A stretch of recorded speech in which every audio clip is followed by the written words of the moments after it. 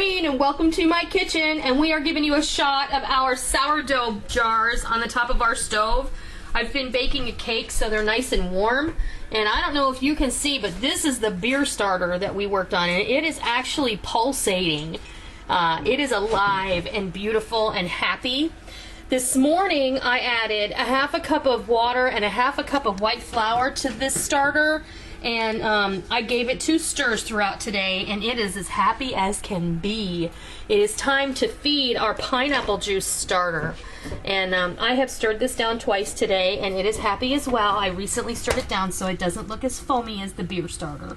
But tonight I'm gonna grab my flour, and I'm gonna put some flour and some water in there. Let's see.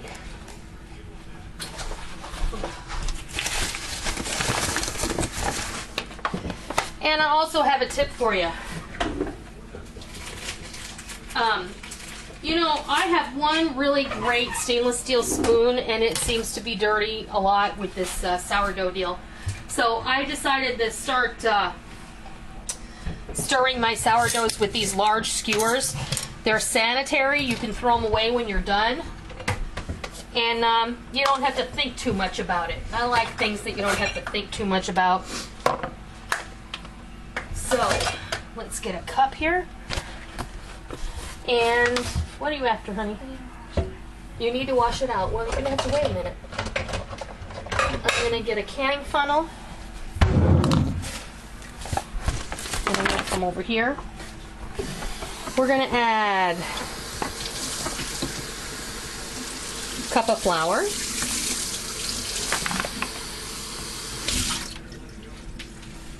And we're going to add a cup of water. My filtered water is what we're going to add.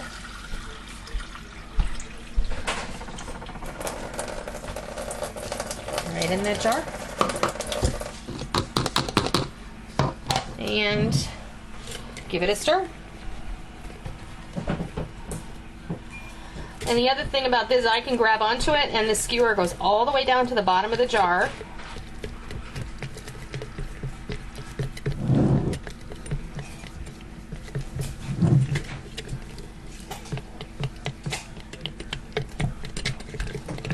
And then I can break up the flour that goes in there. And when I told you earlier the other day that this turns to concrete, I mean, you can get it out. You're going to have to run it through the dishwasher. You're going to have to really scrub it with the hot water running. I mean, it'll come out, but it gets very, very hard.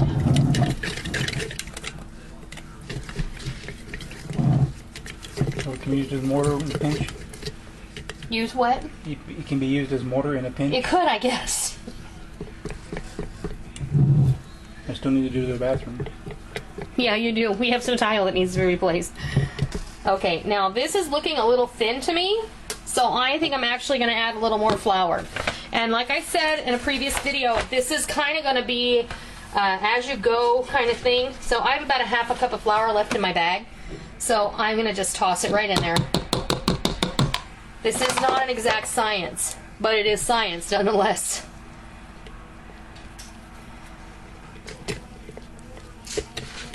Sourdough is an excellent example of how microorganisms work. It's also an excellent example of how bacteria grows and the differences between good and bad bacteria. Because our bodies need good bacteria to thrive, and lactobacillus is one of the good bacteria that thrives in your intestinal tract, and without the right levels of lactobacillus, you could have some serious problems. So there we go.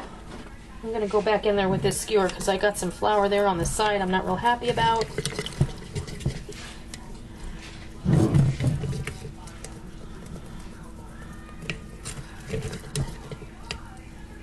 There we go. We'll get one more shot of that. And I'm going to show you this beer. Let me take the lid off of this beer starter. I honestly didn't think this beer starter was going to work because yesterday when I came home and saw it, it just looked sad. Dead. Okay, can you see it? It is literally alive. It is breathing. and is bubbling, and the yeast is collecting in there, and it looks so happy. So this is what your starter should look like at this point. If you've started a beer starter, then you should be pleased. In about an hour, this pineapple juice starter is going to look very similar to this because I've just fed it. So keep it up. Everybody's sharing really good advice. Now, I did have some people comment today on day 3, because I uploaded day 3 today, but I am filming day 4 today because yesterday was my day 3 and today is your day 3. Pardon me, today is your day 4. Well, anyway, someone asked me if I used a naturally fermented beer, and I did not. I used a commercial beer. I used a Sam Adams Winter Lager, and someone pointed out that it's very possible that all of the natural yeasts were probably killed in the pasteurization process, and I really hadn't given that any thought, which would explain exactly why there was hooch floating on the top and my starter looked really dead. So adding a little sugar and a pinch of yeast really did the trick. I literally added a pinch of yeast. The yeast that would fit between my 2 fingers is what I put in this jar. So that seemed to be enough to get it going. And I think that, that is the answer. Sometimes you have to have yeast to make yeast. And I have seen sourdough starters that did start with a little pinch of yeast. But other than that, yeast is really all the natural yeast that's collected from the air that's going into the sourdough. So I'll stop yakking. You can get busy updating your starter for today.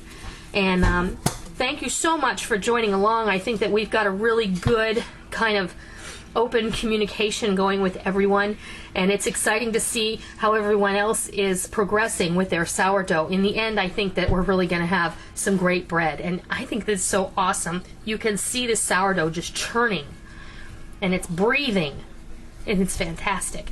So I think I am just going to leave you at that. Continue what you're doing. I hope you try it, and I hope you love it, and until next time, I'll see ya.